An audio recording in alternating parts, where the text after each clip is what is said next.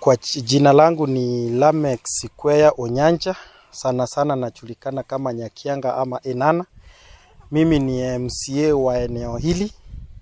Jana tulipokuwa katika kikao cha bunge, I raised a statement concerning this facility, kwa sababu hii facility ilifungwa, na sasa venye ilifungwa, I wanted a committee of health to come here and investigate what is going on.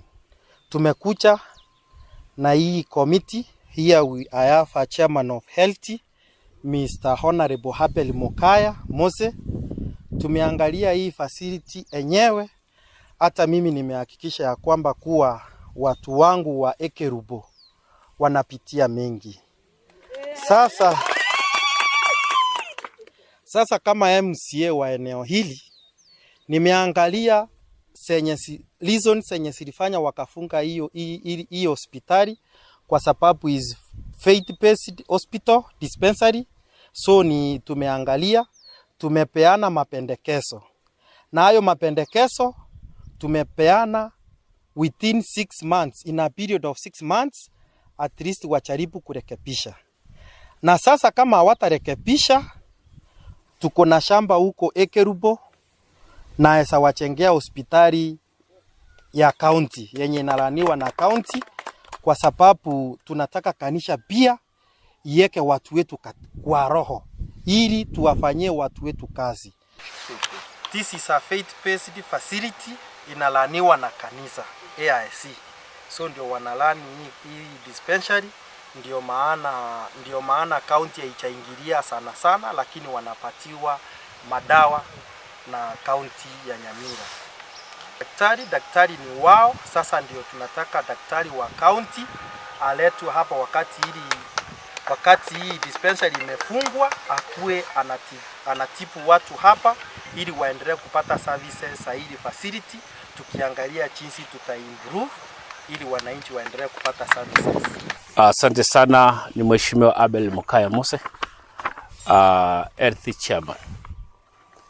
Today we received a communication from the media regarding Ekerubo dispensary, which is sponsored by AIC. So it's a faith-based facility run by the church. Number one, as we are reporting today, we are on a receipt of a closure notice which was issued on 14th September 2020. Up to date, the hospital is operating illegally. The recommendation that was issued from the public health officer was sent from Nyamira North Sub-County through the MOH. One of the recommendations is about the poor toilets that we have, the poor structure of the hospital first. Number two, we don't have the burning chamber. Tumefunga hospitali, lakini vile tumefunga hospitali hii, tumetoa njia nyingine ya kuhudumia wananchi. Tumesema through the MOH na director watume nasi hapa, kwa sababu dawa ziko, tumekuja na dawa ziko hapa ili wananchi wahudumiwe wa itibo wote, until the church decides to correct those recommendations that were issued from the public health department. Failure to do so, as the government of Nyamira County, we have the mandate to do another dispensary ili ambayo itasaidia wananchi watukufu wa itibo wote. Mimi ndo director wa health kwa county yetu ya Nyamira. Kwanza ningependa kusema ya kwamba tumekubali kwamba tutakuwa tunafanya outreaches. Tutakuwa tunakuja maybe mara 2 kwa wiki, tunakuja kuhudumia hasa kwa wale watu wanaokaa kwa vijiji, wamama na watoto kupata vaccine, sababu hao ndio kwanza wanaumia sana. So tutakuwa tunazileta hapa, tunakuja kuhudumia. Kwa hivyo hiyo tunakubali kuifanya wakiendelea kutengeneza.